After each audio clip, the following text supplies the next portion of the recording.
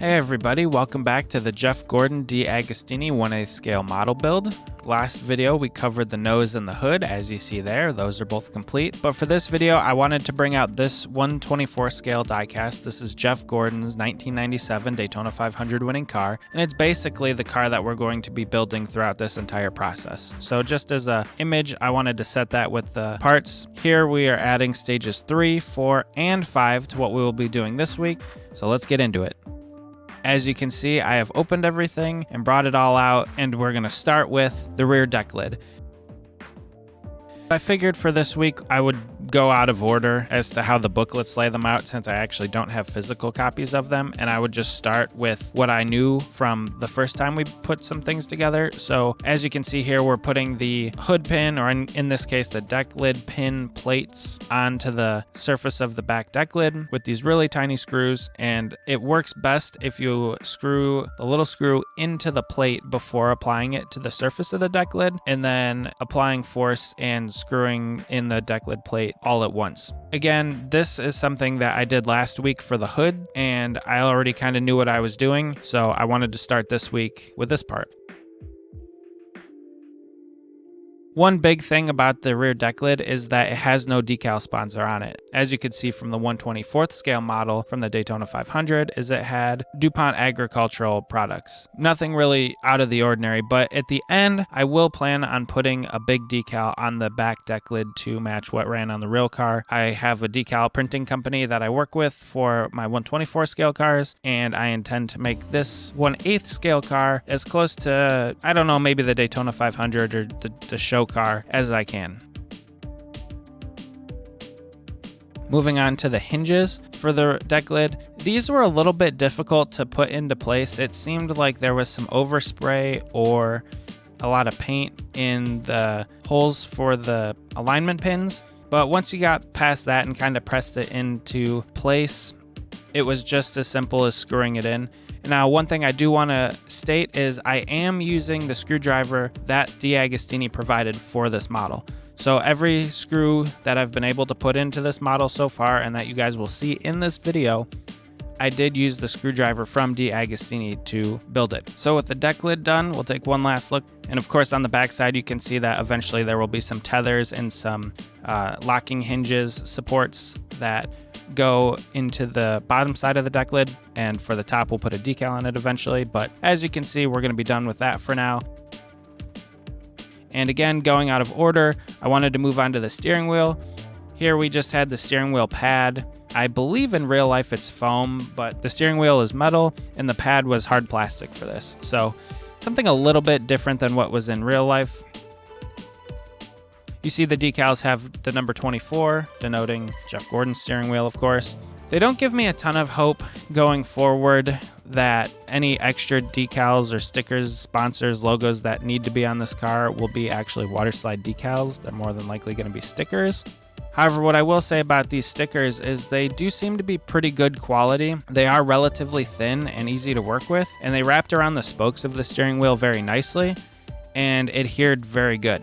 So if the rest of the sponsor decals or stickers that go on the car are of this same quality, I don't think I'll be able to complain too much, but I am used to working with water slide decals, so it's a little different for me personally, but overall, I don't have any complaints about them. They went on the steering wheel spokes great, and they look fantastic. So we have a nice close-up of the steering wheel. Again, the stickers turned out great. I have no complaints about them. It looks very good. Moving on, I wanted to work on the cylinder heads next. So the cylinder heads came with the valve covers, and there was a little pin, an alignment pin, inside each of them. They were also denoted left and right cast into the cylinder heads, so you couldn't mess them up. And with those alignment pins, they were also pretty obvious which side went with which and how they went together. Adding the screws was fairly simple for these. There wasn't any difficulty when applying the screws. But one thing for the crankcase vent filters, there was a little plate on the bottom of them that I had to add. I added one upside down and one right side up, and I didn't know which was the right way to do it, so I decided to go both with the same way, with the little plate going right side up. It stuck into the crankcase valve a little bit. I had to get my nippers out to take the spark plugs off of this sprue and there were 9 of them, and I didn't need one, so I left it on there in case I lost one of these. That way I knew where it would be. Applying these was pretty simple. They just fit into the holes and they're not entirely secure. What I am waiting for is the plug wires. Once those come in, probably very late on in the build when we get most of the engine done with the distributor cap and running those plug wires to the cap, I would assume that would help lock them in place better, and I would assume those plug wires would be probably a rubber material. But overall, the cylinder heads and valve covers look pretty nice. Moving on to the tire, this thing is dense. It's a hard rubber. If I had to guess, it's probably upwards of like 80 durometer Shore A material. Very hard rubber, but it also came with a wheel that had an inner and an outer that you kind of put together around the tire, which is different than a normal tire in a wheel setup, is you kind of bend and conform the tire around the wheel. So this was a little bit different, and it was the most frustrating thing, screwing the inner and outer together. It took me the longest, I think, in this model, but eventually I got it, and it looks good. It sits in there nicely, and the detail on the outer part of the wheel is nice. But as you can see, I had a little bit of frustration, so not too much, but just a little bit. This wheel spacer has a little notch in it, an alignment notch, like a keyhole, so that helped align it on the back of the wheel when assembling it. Very simple. We moved on to the Willwood brake calipers. It was pretty much, it's a plastic molded piece that has everything together except for this brake line connecting the inner and outer calipers. That was very simple to put in, just with my tweezers. Applied a little bit of pressure to get the lines to seat in the holes, and then screwed the caliper into the knuckle that will eventually go on the back of the wheel. So as you can see here, a close-up of the brake line with the calipers attached to the knuckle. But before we attach that to the wheel assembly, we had to put the upper control arm together. So it has a wishbone design, as you can see, and it had 2 little mounts that it screwed into. And so I tried screwing it together, and then when I went to grab the other screw, it was funny because the control arm kind of fell out. The mounts, if you don't screw them together, it articulates a little bit, allows for the control arm to fall out of the assembly a little bit. Nothing that's too difficult. Just put the screws back in, put it back together, hold it together this time. And as you can see, we have articulating suspension. So I'm very interested to see, as we move further, if we do get shocks and springs and how those articulate.